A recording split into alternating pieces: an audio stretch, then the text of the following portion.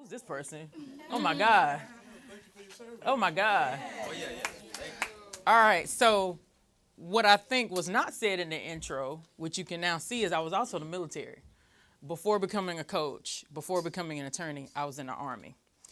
And when we were in the Army, we would go out into the field, and they would have any veterans in here? No? We would go out into the field. They would have these things set up for us called obstacle courses. And we would have to, go through this obstacle course. And I would get to the first obstacle, and I would get caught up. I would get over the first obstacle. Then I would get to the second obstacle. I would get hung up on something on the second obstacle. Then I would get to the third one, so on and so on and so forth. And this happened every time they would take us out here. Until finally my commanding officer said, "Soldier, what is your strategy? What is your strategy for getting through this obstacle course?" And of course, I didn't say this to him, but I was thinking in my head, I don't have a strategy. I don't have one. My strategy is to survive. I'm trying to get through, right? And a lot of us are running our business on a day-to-day the way I was going through that obstacle course. We don't really have a strategy. And we're getting hit. We're constantly getting hit one after the other with obstacle after obstacle after obstacle. And it's okay to change your strategy. You heard Darius, you heard myself. We look and we see what our audience wants, what we need to do to help our audience in a better way, our clients, our customers, and we may change our strategy. But it is not okay to not have one. And a lot of us just don't have one. We're so overwhelmed, we're just dealing with the immediate fire that is in front of us. Whatever fire is in front of us in our business that day, that's the one we're trying to put out. But we don't have a overall, overarching, general strategy, right? So that is what I want to talk about today, because we're talking about the foundations of your business, right? So I want to talk about that strategy. Now, like I said, there's been enough about me, but I put this up here because I know later on we're going to talk more from a foundational standpoint. And I actually heard Darius talk a little bit about this in terms of, some basic things, knowing your audience, figure out who my audience is. We're also going to talk later on in my presentation about the purpose of your business. But I just wanted to show you guys this because I have some examples later on, but I wanted y'all to know what my mission is and what my vision. This is kind of give you an example, because if you don't have one, you need it. This is really important. This is going to guide, as you heard Darius say, every decision that you make, right? And don't think it's going to come to you overnight.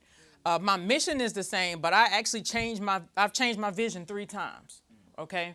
So I just wanted y'all to kind of see what mine was, but I have later on in the presentation, I think I have Tesla's and Google, because they have my favorite mission statements and my favorite vision statements that I've ever seen from a company. I think it tells us exactly what they're about. And that's what you want. You want people to hear your vision, know your mission statement, and they can just kind of glean exactly from hearing that exactly what you're about, right? So just briefly, this is not the part where I'm going to go into mission and vision. I just wanted y'all to see because I had it on mine. For the mission, our mission is to help solopreneurs. Solopreneurs is not you're just running a business by yourself only. I'm also talking about those of you who may have 2 or 3 employees. You're still a solopreneur. You're not McDonald's, right? So when I say solopreneurs, I mean those of you who are by yourself, or you may have 2 or 3. The most I've had is 4. So most of my time in my law firm, I had 4. So, and I had my law firm for 10 years. I just transitioned fully last year, right? So when I say solopreneurs, I don't just mean you're by yourself. You may have a virtual assistant. You may have multiple virtual assistants. You may have an actual assistant. You may have different people. You may have a COO. You may have an operating officer. You may have a financial officer, but you do not have this large team. You don't have all these departments. The reality is that your CEO, Chief Executive Officer, your Chief Financial Officer, CFO, your COO, Chief Operating Officer. The reality is you're all the officers. And that is why I'm able to identify, and that's why those are the people that I help, is because that's where I struggled for 10 years. Well, really, that's where I struggled for 7 or 8 before I really started getting things in order from a coaching and teaching perspective, maybe about 6 or 7 years in. But those first 6 or 7, I was making good money, but I was sinking. I was sinking and I was miserable, because I did not have things in order. I was not even though most of my clients were happy, I felt like I was, just running around. I didn't have the peace that I wanted. I wasn't operating with the level of excellence that I wanted to operate with. And that is why I'm so passionate, about this area. So the vision to become the leading company inspiring and equipping individuals to use their gifts to serve others in a way where they don't just win in business, but they win in life. You may see a number of business coaches online, but when I came into the online space and when I actually started helping people, this is what I saw just personally that set me apart. I didn't really see a lot of business coaches that also kind of have that perspective. There's not a lot of people that have that perspective, period, no matter what kind of coach they are.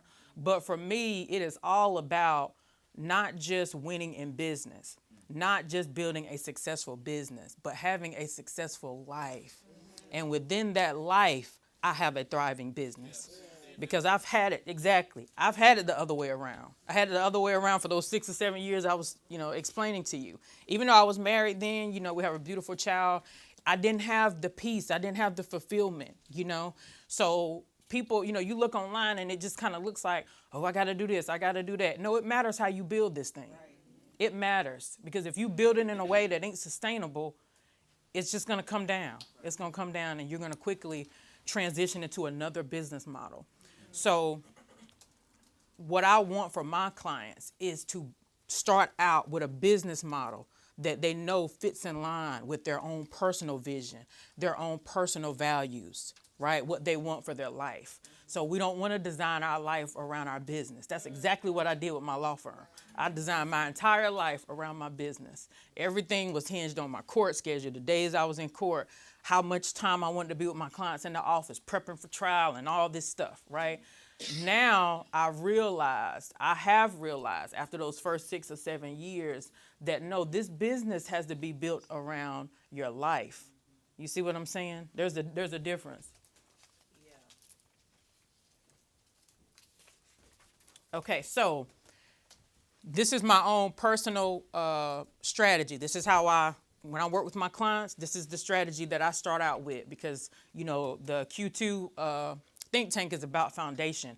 Y'all, this is the foundation right here. The foundation, if you want to build a successful business in a way, like we just talked about, in a way where you don't feel like, hey, I have a successful business, but my life is a mess. It really is. It's a mess. I'm not happy.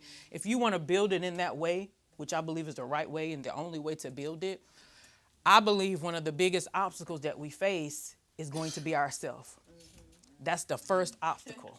Because all of the things that I was dealing with in my business, when I was running around, I was not doing anything in terms of investing into myself. Like things like this today, y'all are pouring into yourself. And because you're pouring into yourself and you're not a corporation, you're for all intents and purposes, no matter how you file your taxes, like I said, you're a solopreneur. If you're by yourself or a small team, you're a solopreneur. So when we do stuff like this, we are pouring into our business because you're pouring into yourself and you are the person building your business, right? So the first 6, 7 years, I didn't go to any events like this. I didn't talk to any coaches. Now I will always have a coach. There will never be a time where I don't have a coach. Some people feel like, oh, next year around whatever time I'm going to get my money together and I'm going to go get a coach and then we're going to push this strategy. No, I have a coach at all times. I may not have the same type of coaches at all times, because sometimes you are working with a specific kind of coach just to get a specific result. But I'm going to have a coach at all times because I have realized the benefit of having a coach. And even though you may not, feel like that's what you need, at all times we need to be doing something to pour into ourselves and to grow. Because I was stressed because I wasn't growing. I was stressed because I wasn't learning the tools that I needed, the skills. I wasn't gaining the knowledge that I needed to do things in a better way. But once I made a decision that what I was doing wasn't working, like I didn't even have client management software, and we'll talk about that too. But yet that changes your life. Y'all may feel like, oh, I only got 5 clients. I don't need to pay $40 a month for software. You're wrong.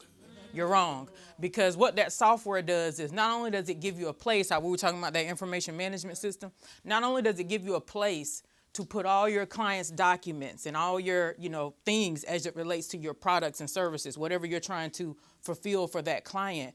But it prompts you, a lot of times they sync with your calendar. A lot of times they have their own calendar. And I didn't have that. I didn't have that for my law firm. I had a whole bunch of clients. And it was because I knew so many other lawyers that didn't have one. We were all operating, how a lot of old lawyers are. We were all with paper, right?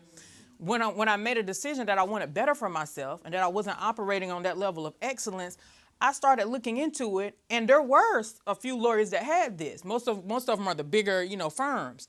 And once I got that software, and then I had a paralegal. That was really what changed it. I had a paralegal that came in and was like, you make too much money to be doing this. Like, this is crazy, right? So once I realized that I was not operating in the most efficient way, I'm like, you're stressing yourself out. And all for what?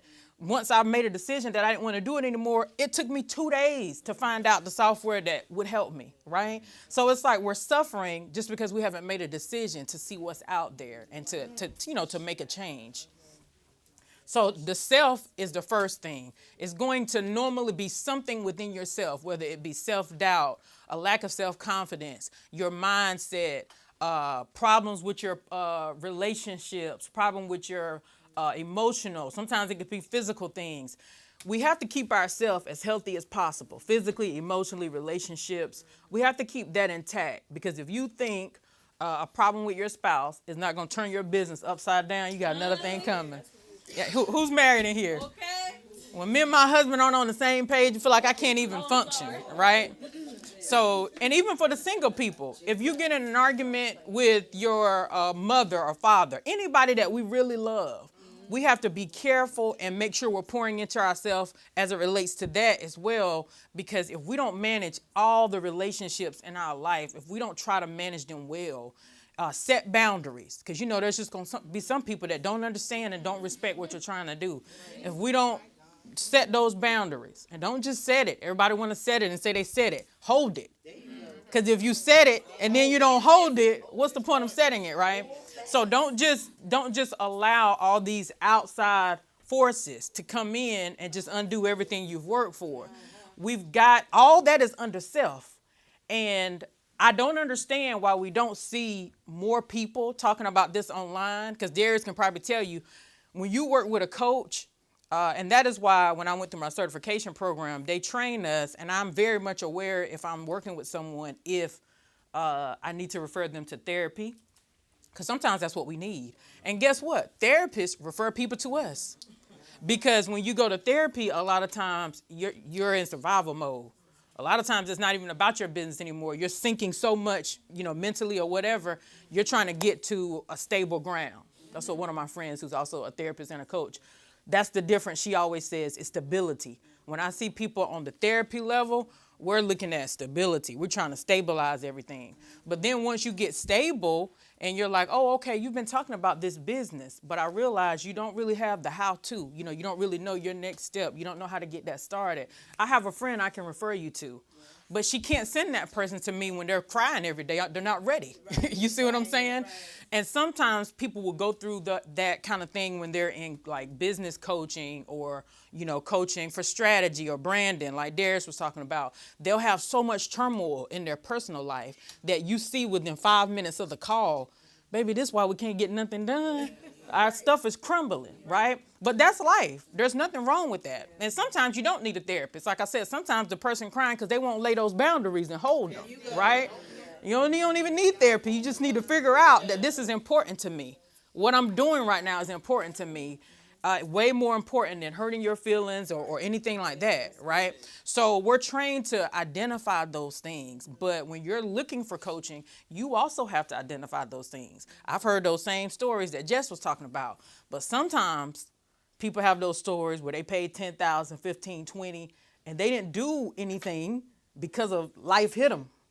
And some of those programs, like I know one of my coaches, some of those programs will work with you because I mean, like they say, life be life. And sometimes something traumatic or something tragic will happen right after you drop that deposit on the coach. And if you notify them, sometimes they will work with you, where if it's a program, you can hop in that next session. But they'll say, oh, no, You need to focus on your marriage right now if you just got served with papers or, whatever, So sometimes when people say, oh, that coach didn't teach me anything, sometimes they didn't do anything because life was lifing for them. They just, I would just say if that happens to anyone, go to the coach, try to see if they'll work with you. 9 times out of 10, they probably will, because that's our reputation on the line. And at the end of the day, the goal is to help you. And we know that if this is happening, you're not going to listen to anything I say on any Zoom call, on any session, because you got no more than I could help you if that same thing was happening in my life. I'd be like, look, y'all, I got to cancel all my appointments this week. Something going on with my baby girl and this, you know what I'm saying? So we still have our priorities. We know where our values lie, but just make sure that that's not what's holding you back, right? All these personal things. And then number 2 is service. We want, of course, to deliver the most valuable product or service possible. So after the self, this is the second biggest obstacle a lot of times that people face. If it's not something going on with themselves, it's just their service in general. And even for those of you who may not be products and services that may be product based, when I say service, I mean the way you deliver it, your actual service, your business, how you serve people. You got some issues there. And of course, that's what people like me and Darius are for. You got issues in your delivery system, how you're actually delivering this product, or service, where we need to work on that. Some people don't have, that's one of the systems we're going to go over. Some of us don't have a system at all, right, in terms of how we deliver it. And then number 3 is sales. I want to try to speed up a little bit here. So sales, of course, a lot of us don't want to talk about that. But y'all, we don't have a business if we don't have sales. We got a nonprofit. And ain't nothing wrong with nonprofits, but you don't want an unintentional nonprofit, right? We are for profit. And when you have a profitable, thriving, for-profit business, guess what that allows you to do? You can pay more tithes. You can give to the nonprofits. Or I have a couple of people in another community that, not my community, but another community that I'm just a part of. They are passionate about their nonprofit, more passionate than they are about their profit. So a lot of the funds from their profit, they throw into their nonprofit because, like someone was saying, you want to live a purposeful life. So if what really drives you and gets you up in the morning is your nonprofit, then that is her motivation. She gets excited when she get a big contract for that profit because she think about what she can now do in her nonprofit space. So it's whatever you feel God is calling you to do. And there's absolutely nothing wrong with that. Because you got to look at it as God made a way. God gave you the skills that you use in the for-profit to pour into the nonprofit. Yes. That's good. So no matter what we do, God going to make a way to make sure his people get what they need.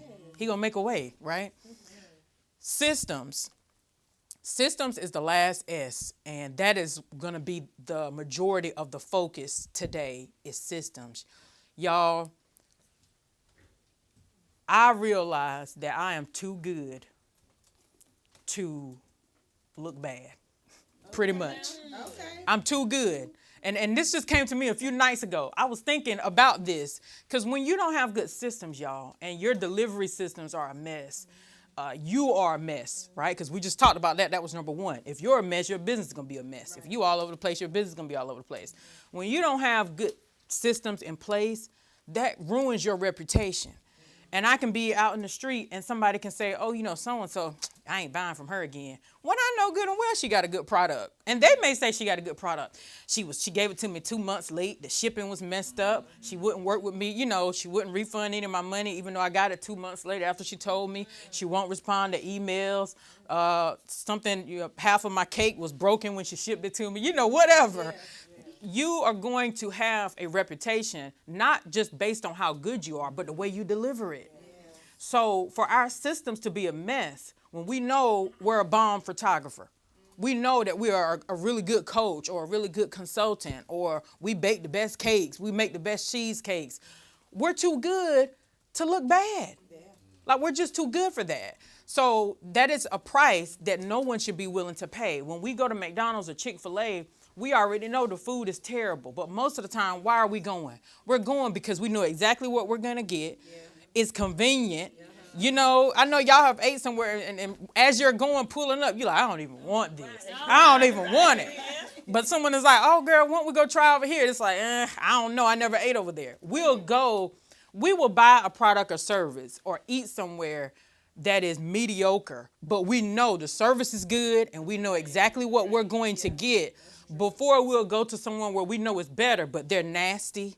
You know, I lose my appetite with an attitude. I don't know about y'all, but I start looking at people like, I wonder if they, because she nasty up front, I wonder if they nasty in the back.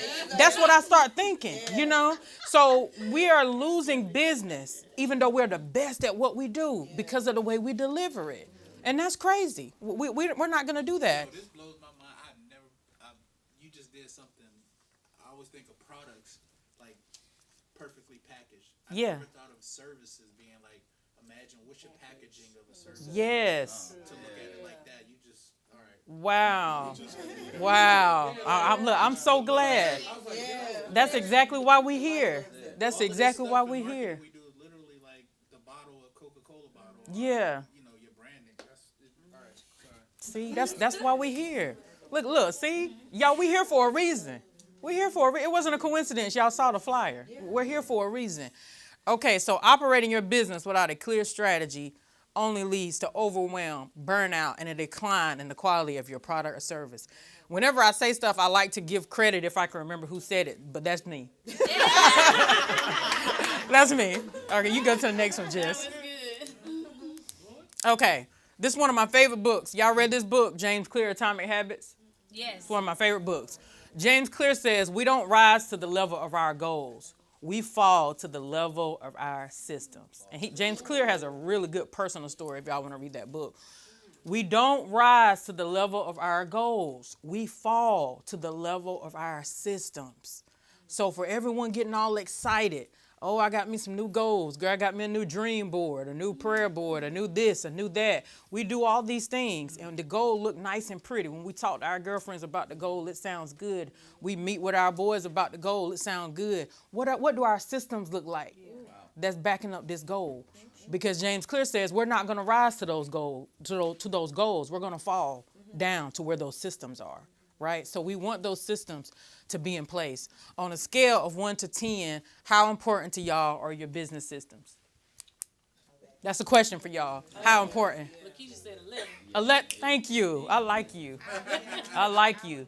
Because how important is it to operate in excellence? Also 11 or 20, right? We can't operate in excellence if we don't have systems.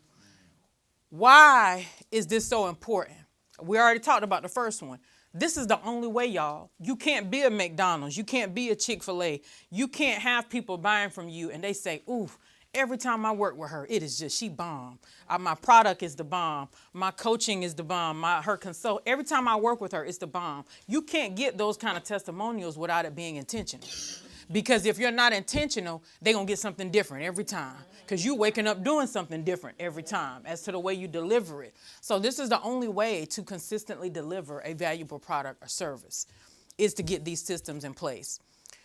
Also, doing it the same way every time, of course, is going to decrease errors. For those of you that have employees, this is really, really important. And I'm going to talk about the difference between our strategy, our goal, and our standard operating procedures. I'm going to break those down, I think, in the next slide or a couple of slides down.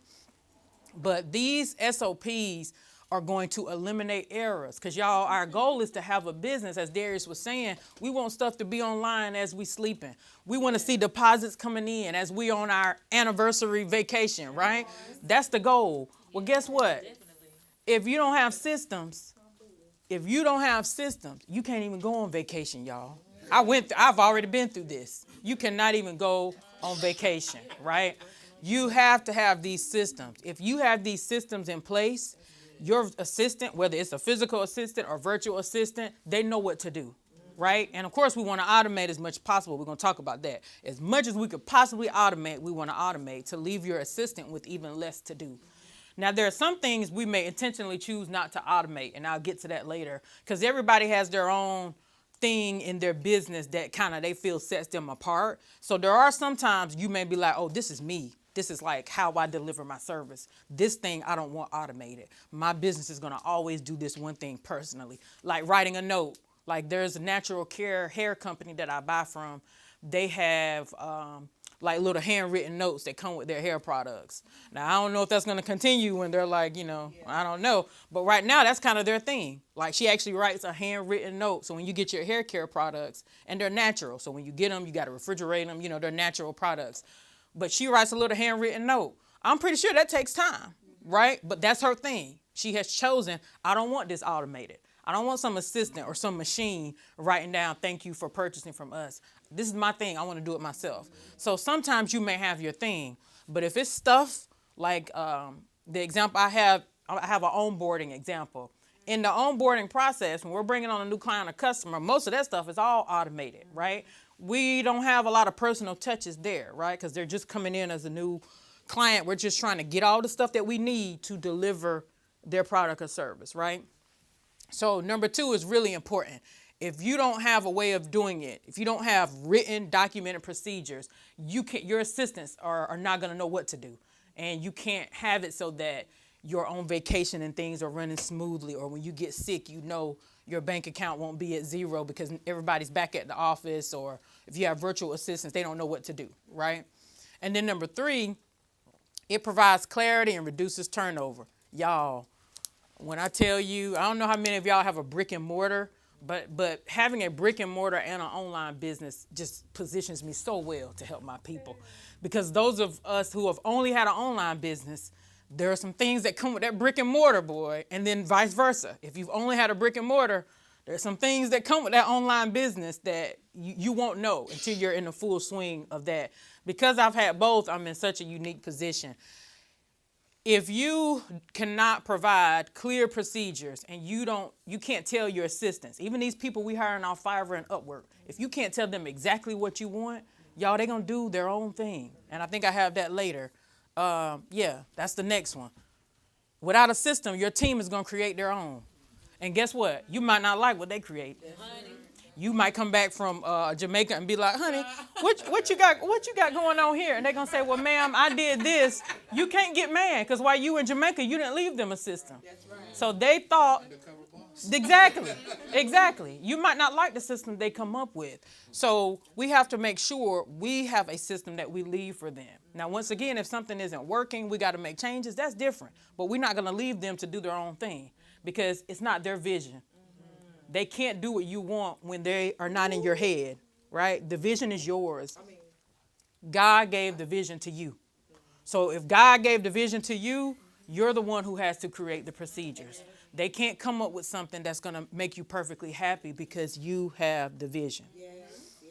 And then number 4, I kind of already hit on number 5 a little bit, but number 4, it positions you to train others to do the task without you.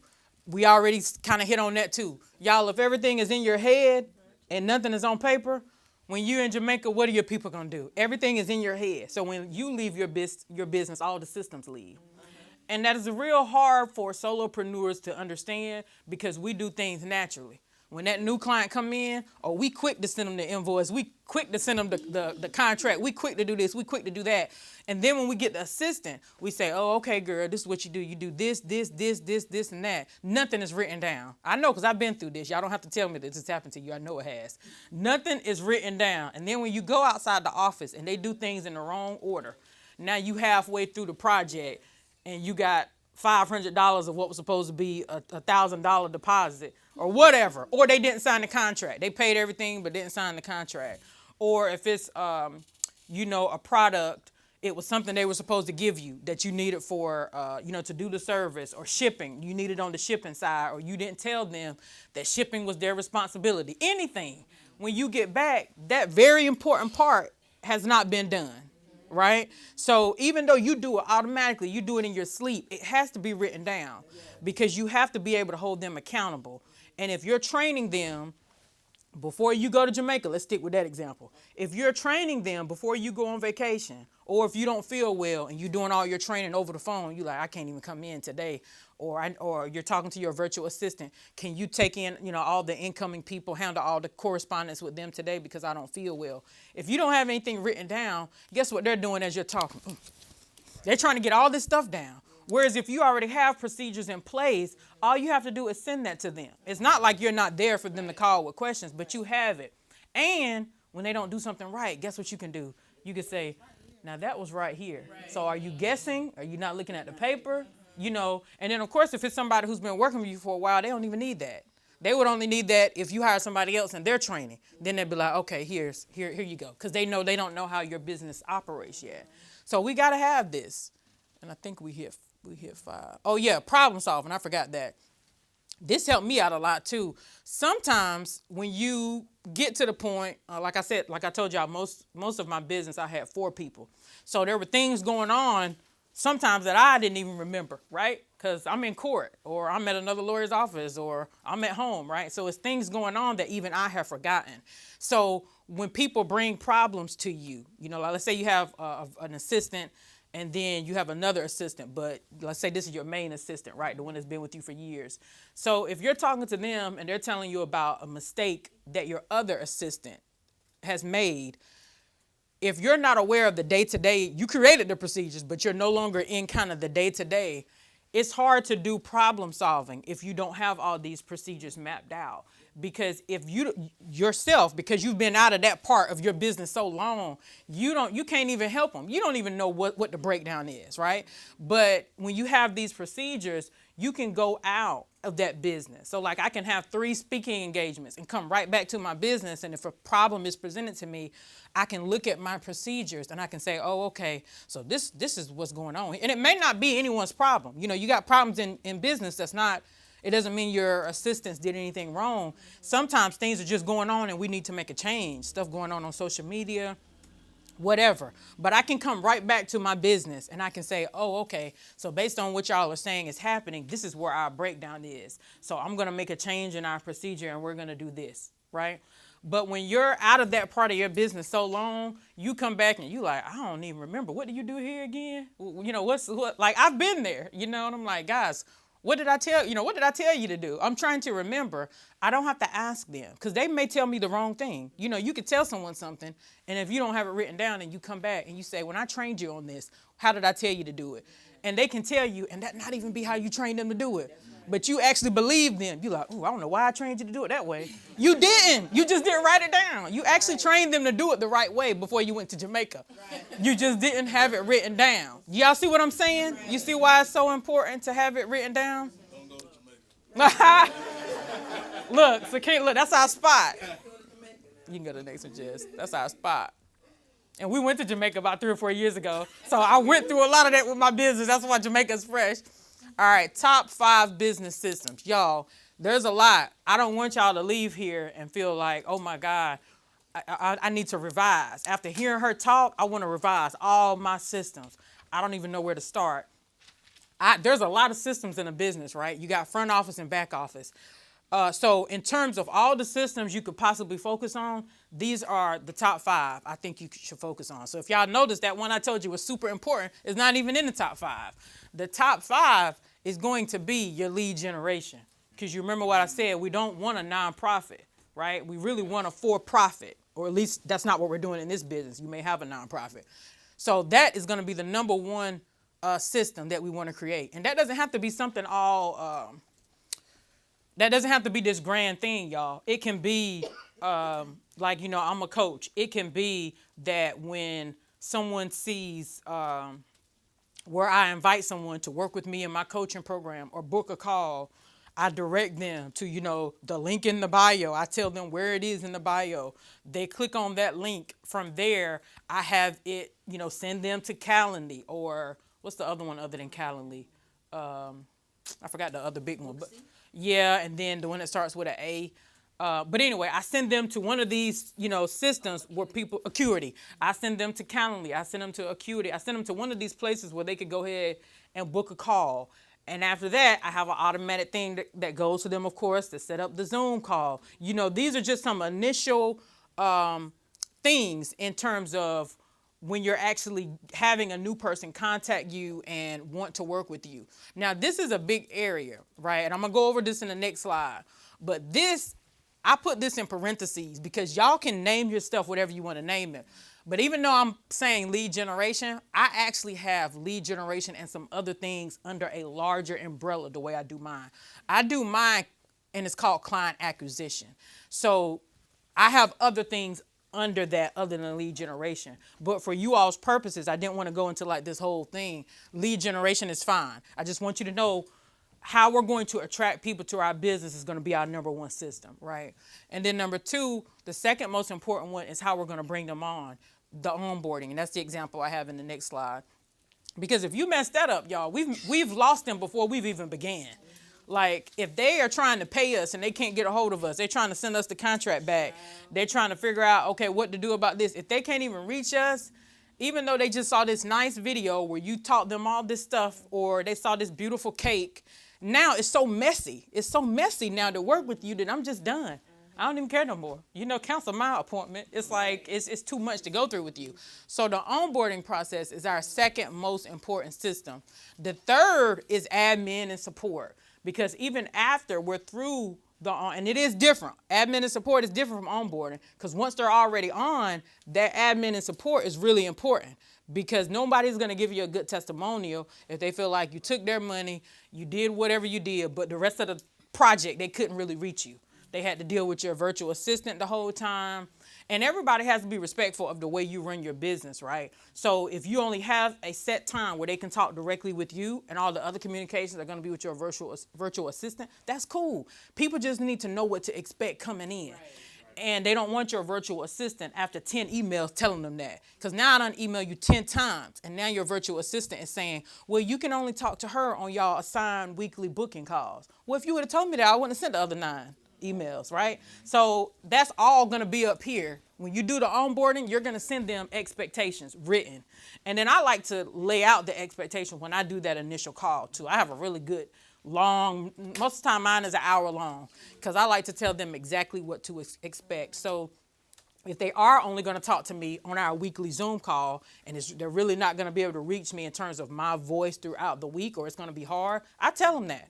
I say, hey, now if you want to talk to me outside of our scheduled weekly call, my VA will set that up. But don't just think you're just going to call my phone and we're just going to hop on the phone at 3 because you have a question. Mm-hmm. You have to let them know this is the way, it goes. And if you let them know, I'm sure they'll be respectful of your time. And if not, then of course, at that stage, before you even get working, at that stage where you're laying out the expectations, if you get a lot of attitude and resistance, you might know right then we might not be a good fit. Because I'm explaining to you kind of how it works. And you like, if I got a question, I ought to be able to call you at any time. I ought to be able to reach you. I done pay you $2,000. I ought to be able to call you at 3 p.m., So if you're getting that kind of resistance, and that doesn't mean they're a bad person. That just means they think for $2,000, they should be able to reach you at any point. Right. And I'm so sorry you feel that way. Because you can pay me $10,000. I have a family. I'm not going to pick up because it's not just you, honey. People think they're your only client, your only customer. And while we want them to feel like that as it relates to the results they get, they need to know in reality, no, I actually will respect my coach better. When I see that family is a priority. I love how Darius and Jess are. That's what I want. If Darius hit me and say, hey, I can't talk right now, me and Jess, I'm like, that's so sweet. That's awesome. Yeah. Let me go sit beside my husband. No, it reminds me, we can't be focused about this stuff all the time. Right. So if I say these are the business hours, and it's not like you're saying they can't, speak to you outside of those times. I'm sure you'll probably make a way, but they need to follow the protocol. They need to follow, as we say in the military, that chain of command. They need to go with that chain of command. Because guess what? When they go to work, it's a chain of command. So for them to act like they're not used to a chain of command, you don't just walk up to whoever at work. You go to your supervisor or, whatever. And then number 4, this is the system where we actually lay out how we're going to deliver the product or service. How our operations are actually going to be in place. And of course, this varies greatly depending on the type of business you have. The way my operations ran as a law firm is completely different than my operations from a coaching perspective. Even now that I'm getting, much more speaking engagements now, that runs completely different than the coaching. So everything is different based on the service and the product that you're delivering. But you need a system for that. I don't care if you don't have but one service that you're offering right now or one product. Like I got one cheesecake. This is the only cheesecake I got. You need to have a clear written system in terms of how I deliver this cheesecake. And once I get 6 or 7 cheesecakes, I can, switch it up. But this is my system in terms of, the delivery. I don't care how many you have. We need to have our actual system written out, right? And then the last one, is the money management system. Y'all, this changed my life. So for the first 6 or 7 years, the way I did things was if my staff said, hey, we need a new shredder, or the printer went out, we need a new printer. The way I decided whether we could afford something, or if I wanted to hire a coach, I would look in the bank account and I would say, we got this in here, we could do it. That was literally my process of saying we can afford it. That's not how you decide whether your business can. This is all with my money being in one account. So there's a book called Profit First. It was actually another business owner who told me about this. Profit First. I can't remember the author right now, but it's only one book, I believe. When I Google it, he's the only one that comes up. I would recommend you get in that book. If you don't want to invest in the book, guess what? If you put Profit First in YouTube, all these videos come up where business owners are talking about how they do their own little Profit First. So I tweaked Profit First a little bit. I pretty much stuck to what he says, but where I tweaked it is he talks about having different bank accounts, right? And it don't matter how many you have. I have 5. So when the first 6 or 7 years, I had one account.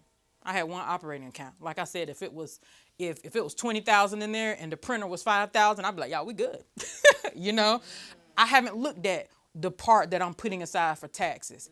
I haven't looked at the payroll. All of the money is sitting in one account. You can't look at stuff like that, because after you buy that printer and then you start putting your payroll and your taxes aside, you're like, we should have got a cheaper printer, right? So the Profit First helped me out so much because it allowed me to see my money separated, right? So what Profit First says is separate your money out. Now here's where I tweaked it. He actually gets a different bank account for his tax. I just felt like that was too much.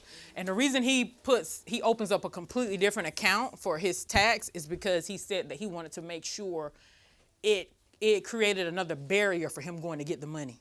So what he did was, like, let's say all your bank accounts are with Wells Fargo. He went over to Truist, and the only account he has at Truist is his tax account. And then he says he didn't get any checks. So you may order checks, from your operating account. When you open up that tax account, and to this day I have it like that, there are no checks on my tax account, because you don't even want to make it so that if something comes up, you're tempted to write a check. Like, I just heard her presentation. She was bomb. I really need to hire her. That Kira is good. I got my tax checkbook here. I can transfer the money back in, and you may have it in your operating. But if you got that tax checkbook with you, you might go ahead and do that. So he doesn't even have a checkbook. And I agree with that, and I still follow that. But I did keep my tax account with everything else, because I was like, okay, I got some restraint. I ain't going to a whole nother bank. I'm not doing all of that. But I respect that. And he said he gave the account information to, I believe he said his wife and his best friend, so that when he does pay his taxes, he has to go to them. I love that idea, because if he needed money out of that account at any other time, they're going to be like, what you doing? It's not time to pay your taxes, Yeah. So that gave him some accountability. So if you give it to your spouse, they're going to want to know, okay, why are we getting money out of the tax account right now? Because the tax account is for taxes, right? So all throughout the year, all you're doing is transferring money into that tax account. And before I started using Profit First, I didn't even do any online transfers, because I had employees. We went to the bank every week with our little deposit book. We did, even though most of our clients paid online, if anybody paid in cash, we went to the bank. And when I was paying myself, I would write a check and I would have them go put it in my personal account. Like when it was time for me to pay myself, I would say, when y'all go on y'all bank run, I would give them my check because the bank, you could put money in anybody's account. And I would have them put even my own pay in my account, right? So I was always going to the bank, So after I started using the Profit First, I didn't have those physical trips to the bank anymore, because I would simply transfer the money. So the first account, actually in the order of the book, the first account is your profit account. I'm not going to make this whole thing about Profit First, but I've given this presentation enough to know that people really want to know what the system is. So the first account is your profit account, right? The profit account is where we're going to transfer our profit, just like it sounds. The second account is going to be your owner's pay, because he believes you need to pay yourself. Like, you need to pay yourself right early, right off the top, right? So your percentages are up to you. I think in the book he has a profit at 5%. I think he has it, or maybe even 3 or 2%, but he has it really low. So he has, let's say profit is at 5%. Owner's pay, I think he has it at 35 in the book. I put mine at 30, because I was like, I don't make as much as he, I'm pretty sure I don't make as much as he makes. I felt like, 30 was sufficient.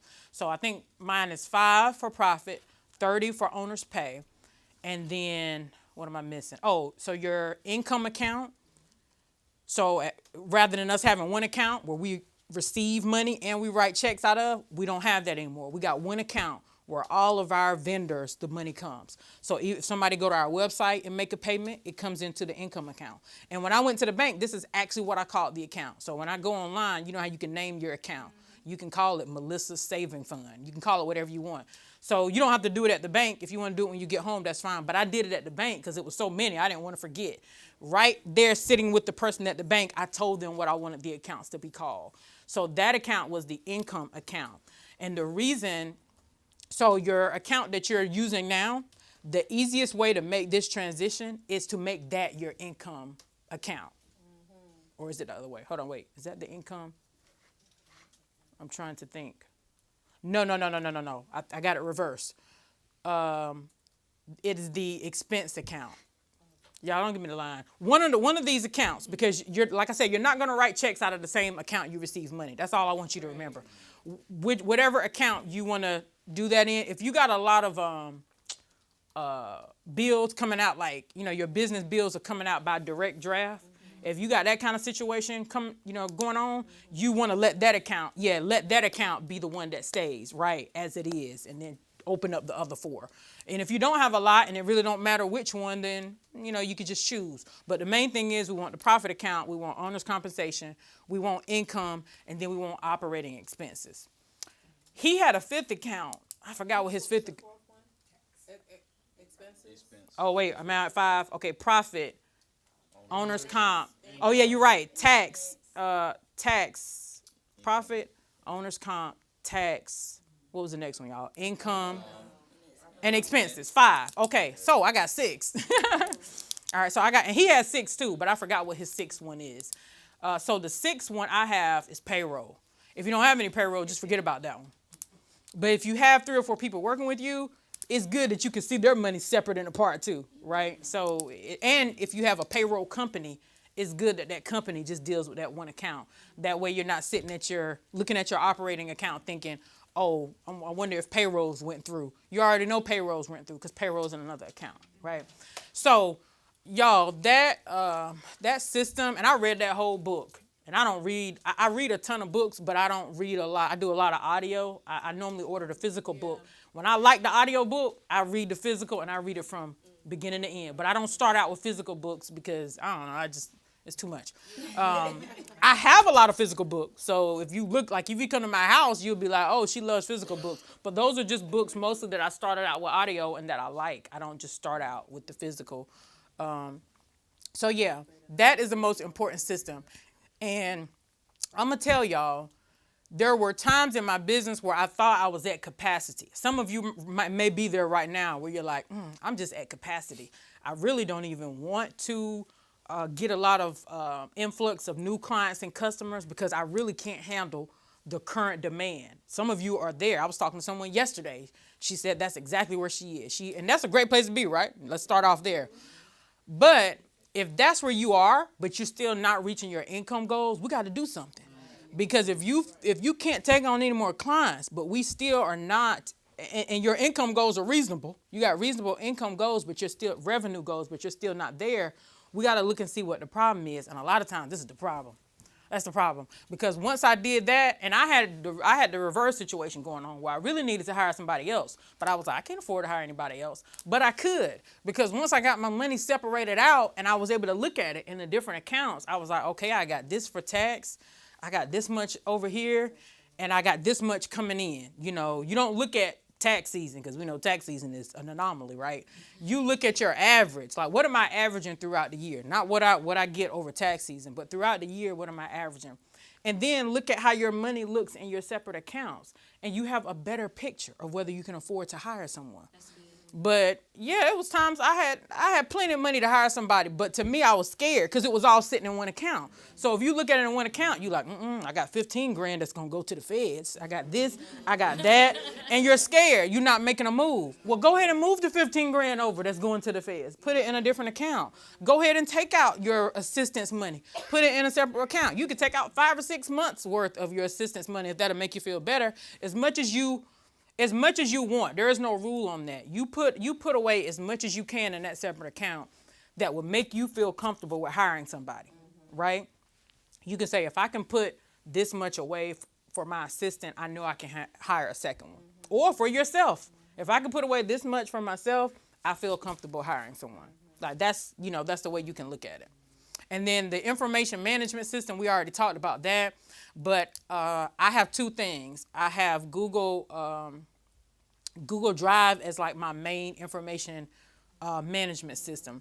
I can't tell y'all how I have it mapped out, but because I would need to pull it up. But basically, when you go into my Google Drive, I have personal and then I have business. So when you open my personal, I have personal. I have Bible study, I have girls trips, I have whatever, family photos. It's my personal stuff. When I go to classes, events, things like this, I have like what I learned there, my notes, that kind of stuff. And I only have two main folders when you open it. So personal and then business. That next folder is business. And it says Zshakira Smith Coaching and Consulting. And when you open that, then it has like my back office folder, my front office folder. And the front office, you guys know, are those folders where you're going to hold all of your stuff in terms of working directly with clients. For those of you who may be like, what's front office, back office? Front office is everything where you're working directly with your clients. Back office is stuff like we just talked about, where your assistant may save all your tax documents, your gas receipts, your, just whatever your back office functions are, your incorporation documents, your legal documents, your contracts. These are things that don't have anything to do with your clients. These are back office duties and responsibilities that are happening back here. So that's kind of how I have it broken down. And then I have, different branches, how I branch off into social media, into YouTube. It just kind of goes on. You know how it is when you get into them folders. You just go way into the folders. Sometimes you create it so well, you don't even know how deep something is, in a folder. But that's how I have it set out. And then another good system for y'all to have is the closeout. And I was just telling Darius, I said, that is what I need to do better about is I had a client email me the other day. She was trying to give me an extra $50. Look at God. She was like, you did such a great job. And I was like, oh, you don't have to do that, blah, blah, blah. Because I had already sent her the invoice. I would have had to resend it and all that. But I thought to myself, that's crazy that she appreciated what I did, is even trying to give me an extra $50, and I have no system in place where I direct her like to give me a testimony or something like that. That should be in place at all times, guys. And I don't know why I never thought to create that system. But we have to have something that triggers us to request that testimonial, right? And you may have a number of places that it goes. You may put the testimonial on your YouTube, on your website, on your Google page. You may put it in all your places. But something needs, because you just on to the next person.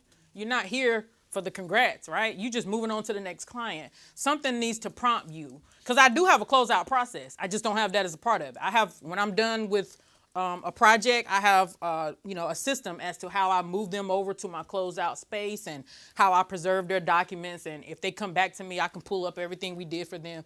I just don't have that as a part of my system. So you have to have a closeout system where you prompt that person to give you a review. And that I realize also works good if you have a personal aspect to it, because I had assistants like call people that they said, oh, so-and-so called in and said, you did such a great job. I remember when I had my law firm, it happened all the time because, I'm just going on to court, on to the next case. Oh, so-and-so, so happy you got custody for them and blah, blah, blah. And they say all this stuff. And then when my assistant calls them to do the Google review, it took them 3 weeks to write the Google review. But you were just crying in my office about how you were glad I got custody for you, right? But what I noticed is that when I called the clients, they would post it immediately. What's that about? Maybe they're thinking I might need her in the future. So I want her to remember that I did what she said. Whereas my assistant, it don't have that same urgency. I don't know. I'm just telling y'all, if you see that your VA is asking for the testimonials, but they're not going up, call and ask them yourself, because that's how important the testimonials are. It really is. I have no idea why I don't have these testimonials, other than I'm just too busy to get to it, and I'm not realizing how valuable they are. Oh, 10 minutes. Oh, we got to hurry up. Okay, so here are the 5 steps. Identify the goal is number 1. Document we already talked about that. Document each procedure and step in order. Number 3, we want to save it. Where are we saving it? To our information management system, right? We're going to save it to either our software or Google Drive, and I do both. I save it to my client if you got a client software and Google Drive. And then number 4, we want to implement the procedure where we're actually going to start executing and putting it in place. And then the last one we didn't talk about, but of course, every so often you want to review your procedures to make sure everything's good. You don't need to make any changes. So just remember, ID, sir. Like, may I see your ID, sir, is a good way to remember it. Okay, you go ahead, Jess.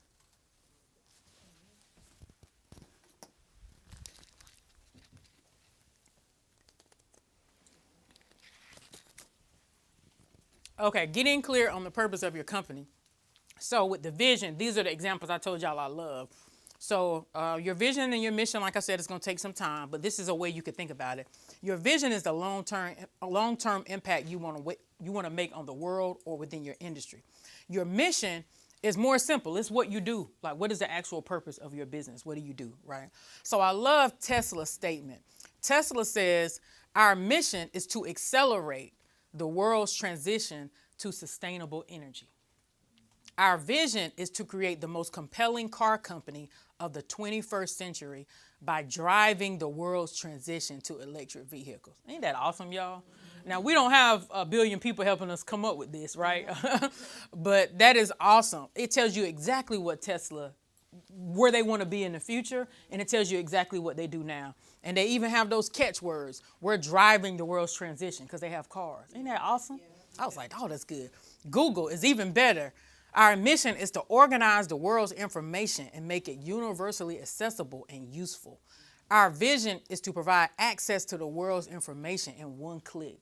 Y'all, these are awesome vision statements. That's exactly what Google does. Okay, you can go to the next one. I forgot about the values. You don't have to go back, though. So the values, you want to write those down because those are going to become really important as you start working with your assistants and you develop a staff.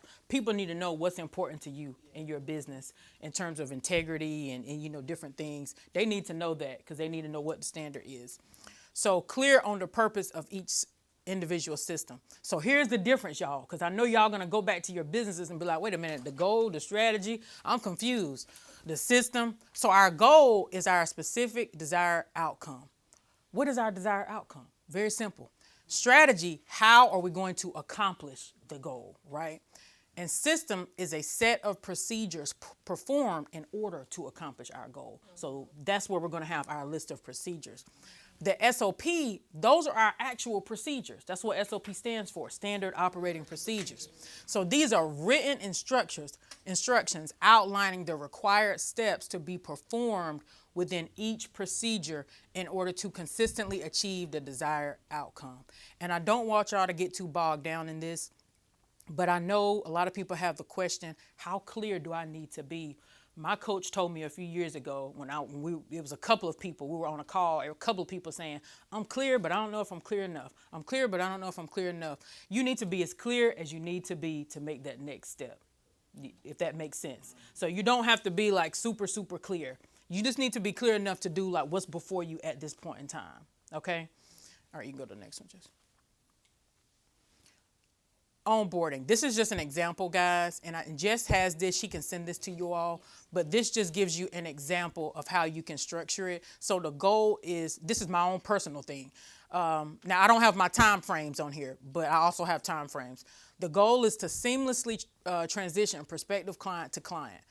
The strategy is to clearly communicate expectations, create client file, and promptly send and retrieve client documents and information required to deliver products and services. My procedures, I got a number of them, but I just gave you a couple. Becoming a client, that's one standard operating procedure. I'm going to send them the agreement, the invoice. I'm going to send them the documents they need. I'm going to request in that same email the documents they need to send me.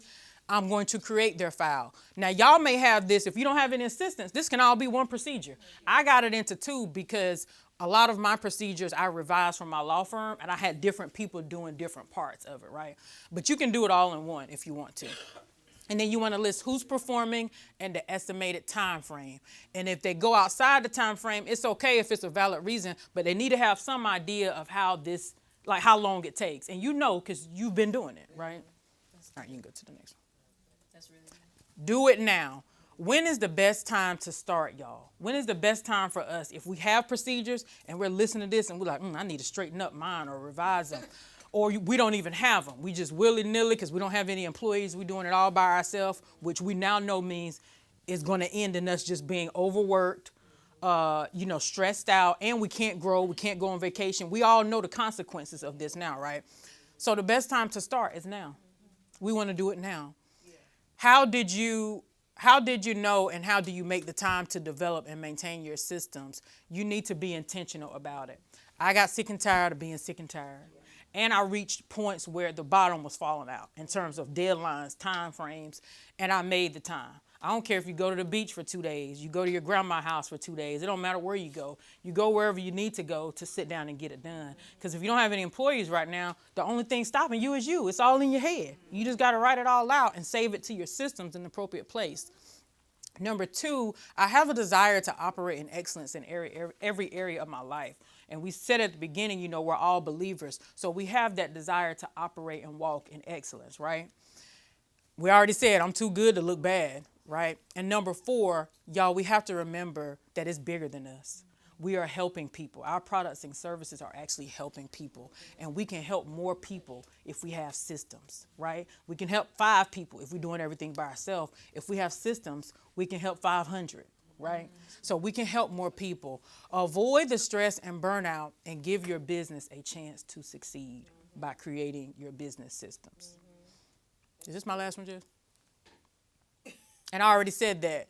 It is impossible to consistently deliver a valuable product or service without, I don't know why I have consistently twice, I got to change that, without good systems. And then here on the last page, because she's going to send this to y'all, I just gave y'all my handles. I'm Zshakira Smith everywhere, YouTube, Facebook, and Instagram. All right. I had to rush through. I went over. I'm sorry. I tried not to go over. I'm sorry. No, you're fine. At this time, I want to open it up to if you guys have any direct questions for Kira. Oh, okay. So we're gonna leave about a good, and she's still gonna be here. A few, maybe we'll say like 10 minutes or so for you guys to have any specific questions that you want to ask her directly, and then right after, we'll take a bathroom break and get ready for lunch. So have at it. One thing, we are doing all of these things in conjunction with what Boo Daddy said when he said, get it out. Mm-hmm. Like, because I feel like sometimes business owners you would see all of this and then you'd be like, well, let me go to my comfort Back place. to the drawing Let me board. start getting my stuff together while you still not putting nothing out. Right. It's another excuse not That's to put right. it out because you have to go back and fix everything. Mm-hmm. It's like we need to do this together. Right. And put the stuff out in conjunction with doing the back end stuff. Exactly. So don't say, oh, I'm just going to go home and all I'm going to focus on is social media and getting my new content out. Right now, I can't focus on these systems. No, your systems are going to help you get your content out. You see what I'm saying? So you're exactly right. We're doing them both, but we're not getting overwhelmed with it. We're going to do it one at a time. So I don't have that up here because, of course, I can't give y'all all my systems. Yeah. If that's what your main focus is right now, let's say you got 1 or 2 clients or no clients, then a lot of those systems you don't need to focus on right now, right? Because you don't have active clients. Yeah. You're focusing on that social media because that's how we're going to reel them in and we're going to let them know we're out here and we're good at what we do. Yeah. So the only system you need to focus on is that social media system within that information management system. As you're building that out, if you get somebody call you next week to hire you, guess what? Start building that other one. Start building your onboarding because now you got one client to stick in that file, right? Yeah. Client file, Susie, because Susie's the only client we got right now. Yeah, but don't worry about Susie folder right now and building out onboarding and all and requesting documents from them. We don't have anybody to request anything from. Get that social media system down packed, and we know we need to start with the goal and the strategy. What is our goal? Are we just trying to, like when I started posting, even still, it's not a lot of stuff I do. I need to talk to Darius about that because I need to do better. It ain't a lot I do where I invite people to book a call with me. My main thing is to give value. Because when people see my videos and they say, ooh, that was good, it's going to prompt them. Like, that's exactly my problem in my business right now. Let me find this link, this link. Let me find this link to book this call, right? But you should have some stuff where you're prompting them to do that. So those are the systems you should be focused on. Getting your little reel and making sure you have that link for them to click on to order your flowers or your cake or book your coaching call or whatever. Yep, that's good. But I also feel like sometimes social media can get in your head too, because you see, like, say you see somebody doing the same business as you see them putting their stuff out, you doing this, so you go back, oh no, I got here, you got to try to do this now, I got to get that done, or you feel like you're not at that stage where they could just actually be putting stuff out and they probably not at that point, but you seen it and thinking that they up there right? You're not, so you be like, okay, let me go back and go do this again or whatever. And I feel like you get frustrated and overwhelmed with that, trying to stay up to speed with what social media is doing as well. So I feel like sometimes that's where it be hitting me at with my candle business too. Candle business that came out. I feel like so many people is doing it now. When I first started, nobody was really doing it. So it's like I feel like I'm not up to speed where everybody else is coming out with all these different things. I'm like, okay, let me go back. Let me try to go do this. Where it's like, no, Ray, focus on what you started off doing and continue building up with that. Don't go rush and try to do something else just because you see somebody else doing it. So that's where I struggle at with that. So I feel like. So I just want to make sure I understand your question. So it's more of how do I kind of focus on what I set out to do when I'm getting all these different ideas and I think that's where it's going to come back to having that goal, because I'm not going to say oh, just ignore all of them because people on social media doing a lot. No, a lot of times people doing good stuff on social media. After all, we on here, right? So, but you have to realize a lot of times they don't have your goal. They don't have your goal. And then when you get even deeper than that, a lot of times they don't have your skill set. And guess what? God didn't call them to do what he called you to do. So you just have to write down and be really clear and say, okay, that's where we come back to the vision. Because I go through that too. That's where I quickly realize, okay, when I see this stuff that people are doing in terms of other business coaches or whatever, I look at how they're doing it. And I come back to, but I want, you need to build it a certain way. That's why I have that as a part of my vision statement. I want my clients to build a successful business, but also have a successful life. That way, when you come to me, you already know the kind of person I am. So if you come into me, I got to make this money. And then in our calls, you stressed out, you all over the place. You know what I'm going to say? May I submit something for your consideration? You just said you and your wife are not in a good place. Your children aren't speaking to you. That's when I give them the way I do it, right? So people have their own way of doing things. And I may see a business coach doing X, Y, and Z, post 3 times. I don't post no 3 times a day. I don't do that. I haven't found a way for that to work for me. I ain't saying it can't work for you, but if you can't, don't kill yourself. Don't destroy your marriage trying to post 3 times a day.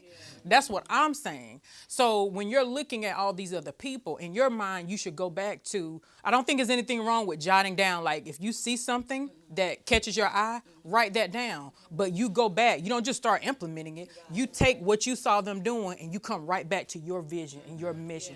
Does this fall in line with the way I am called to do this thing? Does it fall in line with the way God has called me to make these candles? Because what they're doing may not fall in line with the way you want to do it. So that's how I would handle that. Bring that back to the way you were called to do it.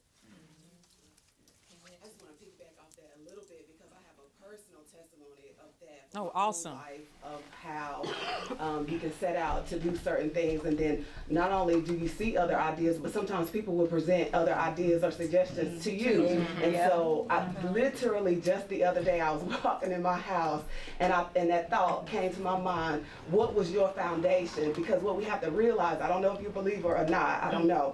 But for me, what we have to realize is that it's God that gives you the ability to get wealth, right? So it's him that gives you the vision because he says, let this mind be in you. So really, you have the mind of Christ, right? And if you're living a life that's surrendered to him, then it's his visions and ideas that is going to produce for you. That's right. So you need to stick to what he showed you, because I'm going to go back to your statement. You said have a successful life and business, right? So what I found in my assessment the other day is, as I continue to live my life and years pass by, I am still developing that vision that God gave me, right? So before you know it, you'll have a new product or a new idea or a new way of doing things, but it came from the training of the life that God predestined for you. There you go. Which means not only do you have a product, but you have a weight and an anointing for your product that's specific to the people that God called you to,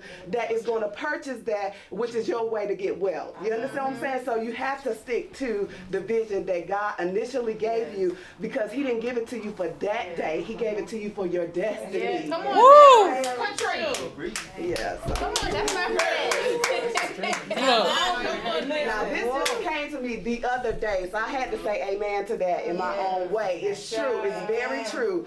Stick to. Somebody give me something to throw. No, seriously, because we love. Oh, here, make sure my mic good, Jess. In the body of Christ, She about to make me mess up the mic. Scripture, but we don't want to put them on the bottom of our feet and walk in them. You know what I'm saying? Because the word says that he foreknew you. Well, if he foreknew you and he predestined you and you're fearfully and wonderfully made, why are you concerned about what somebody else is doing? Child. So the bottom line to what I'm saying, to what she said, is the bottom line to what I'm saying is, it may not look like it, but if you just keep walking out your life before God, you're going to continue to produce newness out of the original vision that he gave you. And she just hit on so much. You know how I was telling y'all when I said how clear you need to be? You need to be clear enough to do what's before you, because he already know all the other stuff. But he's waiting to see, are you going to do this first thing I told you to do? Once you do this, exactly. It's all about obedience. Once you do this, then I'm going to show you the next one. I'm going to show you the next one. But if you think I'm about to just sit here and give you all your business systems. What happened? I had cut on some shout music. Oh, look, I know, right? We need a praise session after that. But yeah, if we think we think we're gonna go back, even after today, if you think you're just gonna go back and you're gonna get an epiphany and you're gonna create all these systems in one day, no, that's not how he gives it to us. Now, I hope, this has been so good. I feel like making some systems right now. I need to go and do my clothes, add what I said I was gonna add in my closeout system. But yeah, you hit on so much of what I said. That was so good. That was so good. You had a question too? I do have a question. So Danielle mentioned kind of staying focused on getting your product out there, right? And the social media aspect, advertising, etc. And then you also said, but you may not be in a place where you need these processes. So my question is, do you have any suggestions? I've taken classes before, and maybe they have like sample forms that you can use. Do you have any suggestions for basic templates that you can have in place? So let's say they release a reel or something, and it blows up to 1 million. All of a sudden, they get this influx of clientele, right?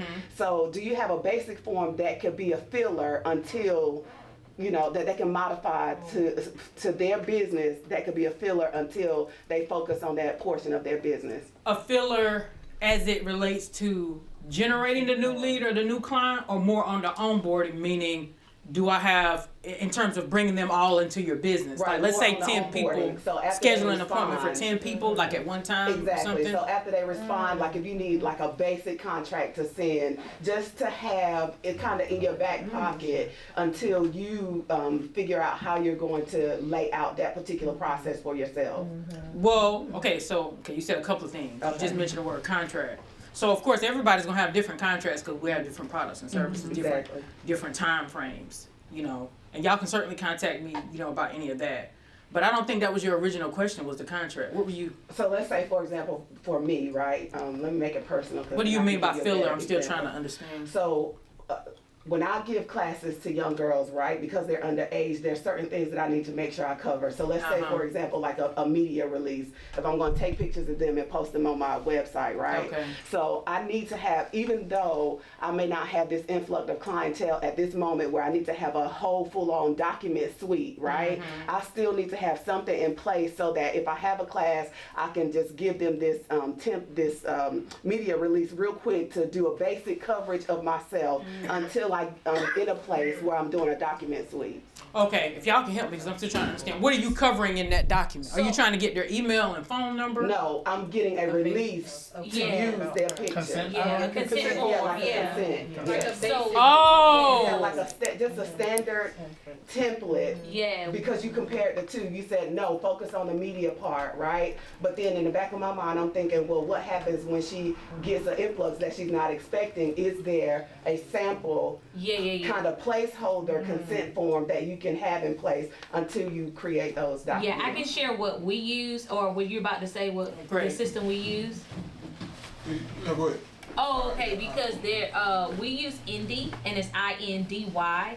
And it's not just for they have a database of templates. And so we pay them, I think it's only like $10 or $11 a month. But you're able to edit and modify the templates that they have. And then they have some that are already in respect to the state of North Carolina. So there's everything that That's what I was gonna say. Yeah, make sure it's based on our laws. For our laws, it's based on that. And then especially even if you are a baker, photographer, you do hair, whatever, if you're a consultant, or if you're like B2B consulting, they have a template for almost everything, freelance, etc. Even for counseling, they have a release form for all of that, and you can do it where they will go with you step by step where to enter, and they'll ask you, what's your name, who's the client, what's the location, what's the address, how much do they pay, should they pay you. If you want to take all of that out and modify it on your own, they have a function where you can just do that by yourself, but that is their pro version, and I think that version is just, it costs a little bit more. But they are it's kind of like an information system, because you can keep all of your contracts in that folder. And then if people want to pay you, they can pay you through that system. We don't use them for pay just because we found that it's just really slow. But if that is something that you need, they have a funnel in that system. And the most website builders, they do a really good job of doing all of that for you. So like as you build your website, you can customize forms and collection stuff, and it actually links to whatever email you want. So let's just say if you use Wix, I love Wix. It's a website maker. That's what I use. That is what I use. You literally, like, everything that goes onto your website, you could just put it to your Gmail account, your whatever you want, and collect information and forms as you need to. Okay. So I would say Zen Business is good as well. That's Zen Business. We went through there. They filed our LLC. They have your ZEN business. They give you a dashboard. You have your contracts up there. You have.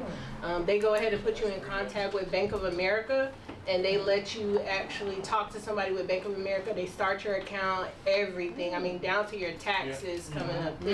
We found it was, I think we paid about $500 or $600, but it was worth it for us. Because You pay that one time? Yep, one time. Wow. There is like a monthly maintenance fee for like the Bank of America and stuff like that. But I mean, I have the dashboard on my iPad. I can go and look at it at any time, log into the bank account from Zen Business. I can edit the website right there on Zen Business. So it has a lot of great features. And I say I would recommend using it if you haven't started your LLC or filed your LLC. Just go up there, look at it, do it, because it's going to be like a one-stop shop, really. That's good. most of these sites are.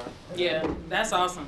But let me say this, y'all. Don't y'all dare allow not having a contract to stop you. And this is coming from an attorney. Yeah, you could be sued. Anybody could go to the courthouse, file something, and sue you right now. But don't y'all dare let that stop you. There are so many people that's like, oh, I can't do this. I ain't got my contract. I ain't got my LLC. Do you know how many people done made thousands of dollars without their LLC?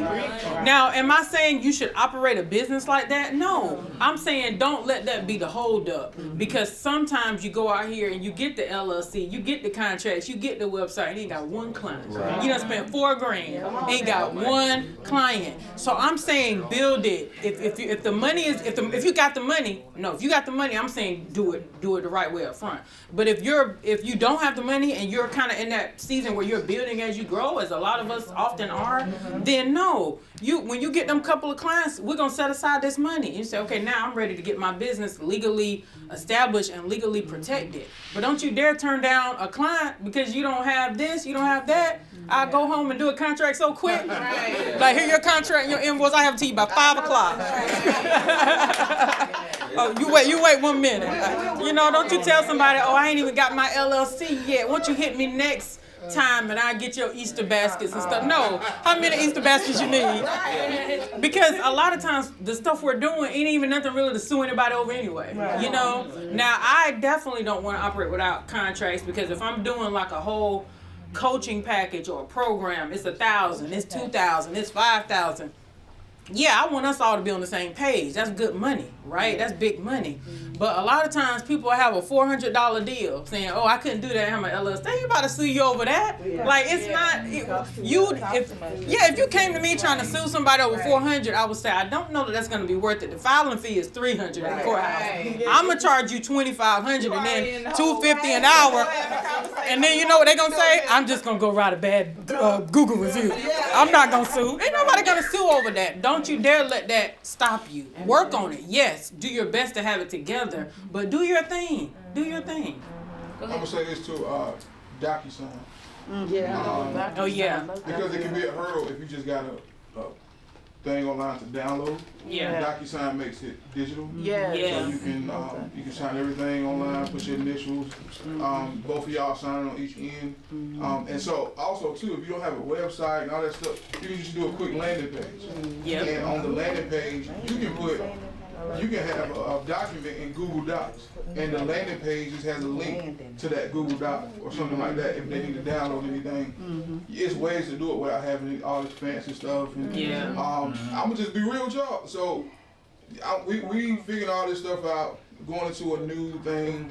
Our website, it's almost done. We did it on Canva. Y'all know you can do Canva website? Yeah. Like whole website right on Canva. Right. I didn't know that. Yeah. You can literally design right on your phone. and you want to pull it up right quick? I am. Okay, see that? That's good. I definitely didn't know that. You do it right on your phone.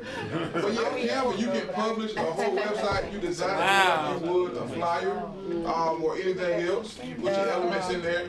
Now, I do have website design. That's what I'm going to say, y'all. Now, y'all know. I go in there and stress myself way out. Yeah, so this is Canva right here. Wow. So again, we ain't launched it. We're still working on it. I love the colors. Yeah. But just simple. People just need to get the information. Right. They need to understand what we do, and even got the picture from last think tank. And like when we do events, it's hosted up here. You can drag and drop videos in there. You can put in whatever information you want. And I even, if you go down to the bottom,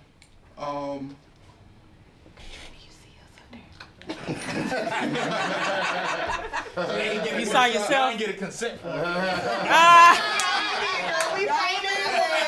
Look, and he didn't let it stop him, did he? y'all give me later. Yeah, exactly. But yeah, keep going. This is all on camera. This ain't no fancy. This ain't Wix. This ain't all those fancy builders. I just wanted to build something real quick. Yeah. You can fill out this quick form right here if you want to hire us or you need services. It's literally right on the site. So now you got other softwares that link together. Like this is Typeform. The yellow part where you fill out the questionnaire, that's Typeform, and I embedded it into the Canva website. So this is live? Well, it's live, but I ain't launched it out and told everybody it was. Oh, okay, but it's live right now. Yeah, but it's live. Yeah, you can buy a domain from either them, or if you already got it on GoDaddy or something like that, you can link it. So I just linked the domain server over to Canva, and it just worked. So And I'm a website builder. So I ain't even go through all that coding and all this. I was like, you know what? No, sir. When I found out you can make it on Canva, I'm like, I just need something to get the information out. I did it real quick. Collectively, this probably took me 2 hours of time. 40 days and 40 nights. And so, yeah, you can use the tools you got. Canva is free, and even if you don't have a domain, you can publish it with this. Wait, you did that on the free version of Canva? Yeah. Wow. You can make a website on the free version? Lord. Right here on your phone. You can go right there on your phone. Wow. And so, Canva is showing out. So when we ready to do a real, like, actual big site, I can send this to a developer because I ain't doing nothing. I'm retired from that. But I can send this to a developer and say, hey, use this information and build this website for me. But this is pretty much a wireframe, which is basically a map of what I want the site to kind of look like. Colors, all that stuff. Simplicity is very nice. Yeah, he can use that and you know, hire somebody on Fiverr or something, and we good to go. So it don't take all that fancy stuff. Eventually you'll get there, but use what you got to get where you're trying to go. That's right. That's right. So with that said, that's a beautiful transition into our next. So I appreciate everybody and all of your comments, your thoughts, all of your concerns. Let's give Miss Kira another. Thank you. She's gonna be here for the rest of our time as well. But what I would like for us to just go ahead, if there.